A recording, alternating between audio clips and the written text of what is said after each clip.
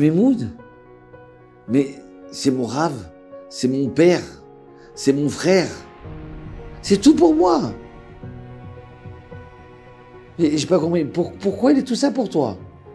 Mais je vais te raconter. Un jour, j'étais à Aix-les-Bains. Et là, j'ai mon ami, aujourd'hui il est Dayan, Rav Verdugo. À l'époque, il était jeune élève à Aix-les-Bains. C'est dans 1980 et quelques. Et là, il disait, demandait à tout le monde, mais j'arrive plus à me rappeler où c'est écrit dans la Gemara cette phrase-là. Et il demandait un A2, A3, il demandait un rabbin, et personne n'y savait. Oui, ça doit être par là.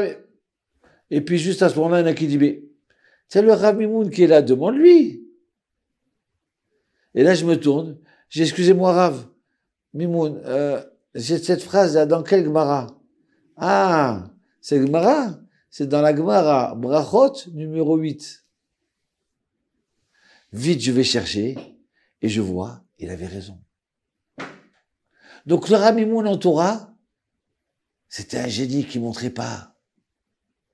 Il donnait la Torah avec gentillesse, jamais de reproches.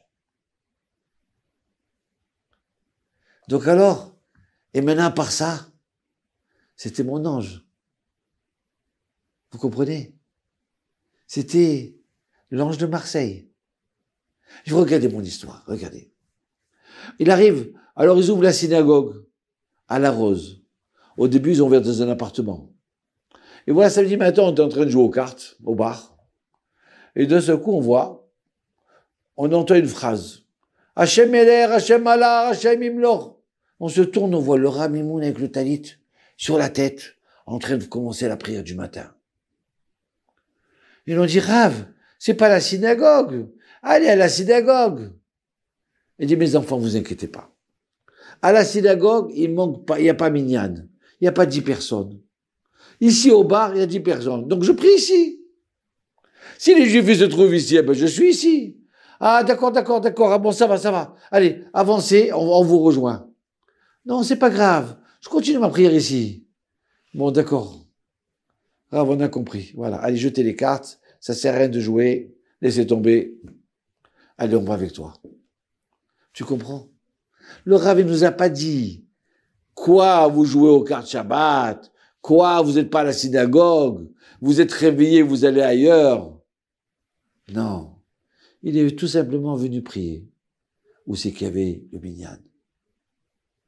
Et on a compris le message, on est parti avec lui. Écoutez, Rav, cette histoire. On est en 2013. Et là, j'aimais tellement le Rav Mimoun que j'ai déménagé à la Rose. Et puis, ma femme me dit, vite, on range les produits ménagers avant que les enfants y rentrent. Ah ben voilà, ça, ils sont déjà rentrés. Vite, range les produits ménagers. Et je commence à ranger. Et d'un seul coup, je vois mon fils Benjamin. Il pousse un cri. Qu'est-ce qui se passe? Moshe, il pleure. Moshe, sa lèvre est grandie. Ouah, il a touché le produit ménager, mais il était fermé, double fermé. Qu'est-ce qui se passe? Ça a coulé sur sa bouche. Vite, on le prend, on l'amène à l'hôpital. Vite, on appelle le centre antipoison. On arrive avec le produit. Et là, le docteur, il nous dit, c'est très grave. Je ne sais pas s'il lui reste de l'œsophage. Et vite, il faut lui faire une fibro. Il faut le mettre à jeun. Ouais. Et nous, on en pleure, on éclate de pleurs. Je prends le téléphone. Rav Mimoun. Oui, qu'est-ce qu'il y a, mon fils? Oui, Thierry, qu'est-ce qu'il y a? Mon fils, il a bu. Et les docteurs, ils ont dit, c'est très grave. Ils veulent le garder à l'hôpital. Et ils ont parlé même de faire une greffe. C'est très grave. Et là, le Rav, il me dit, mon fils, tu veux m'écouter? Bien sûr, Rav, je veux t'écouter. Premièrement, arrête de pleurer. Arrête de pleurer, calme-toi. Hachem, il est grand. Et regarde, Hachem, il est tellement grand que moi, je te dis maintenant, ton fils, il n'a plus rien. Allez, rentre à la maison. D'accord, Rav? Alors, j'arrive chez ma femme, j'ai dit, ça y est, le Rav, il a dit, il n'a rien, rentre à la maison. Monsieur le docteur, on rentre, hein? Ah non, non, ne faites pas ça, j'en supplie. C'est trop grave. Je vous dis, moi, je rentre à la maison. Alors attendez, j'appelle le chef de service. Chef de service, il dit, écoutez-moi bien. Il n'est pas question que votre fils y rentre à la maison. Même si vous me signez une décharge, moi, je le kidnappe. Il reste ici. Vous avez compris? Alors j'appelle le Rav. Je dis, Rav, ils veulent pas qu'il sorte. Il dit, bon, ça va. Qu'ils veulent pas qu'il sorte. Pareil, c'est dommage. Comment il va souffrir? Ils vont pas l'endormir parce que c'est un bébé de 3 ans, 2 ans et demi. Ils veulent pas, c'est pas grave. Allez, écoutez-les, ne dites rien, ça va.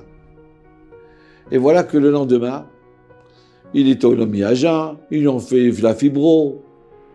Et le soir, il sort le docteur et dit, mais c'est impossible. Je comprends pas. Qu'est-ce qu'il y a, docteur? Mais il a rien, votre fils. Et là, je fais un grand sourire. Allez, rentrez à la maison. Et je prends le gosse. Je prends mon chien avec moi.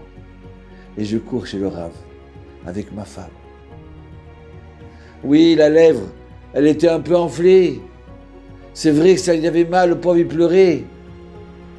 Et je dis au Rav, ils ont dit qu'il avait rien. Et je dis, mon fils, je te l'avais dit. Je voulais pas qu'il souffre, un enfant de 2 ans et demi, ça me faisait de la peine. De le laisser à jeun et de cette fibro comme ça, là. Allez, c'est pas grave, allez, rentrez à la maison. Oui, Rav, oui. Mais bénissez-le encore. Mais il est béni, ton fils. Il est béni, t'inquiète, t'inquiète. Voilà. Tu comprends pourquoi? Mon Rav, c'était mon Chacham, mon sage dans la Torah. C'était mon ange gardien. Et c'est quoi? C'était mon papa, avec qui j'aimais pleurer dans ses bras. Tu comprends? Et maintenant, dans le ciel, je sais qu'il est encore avec moi. Mon Rav. Oui, mon Rav Mimoun.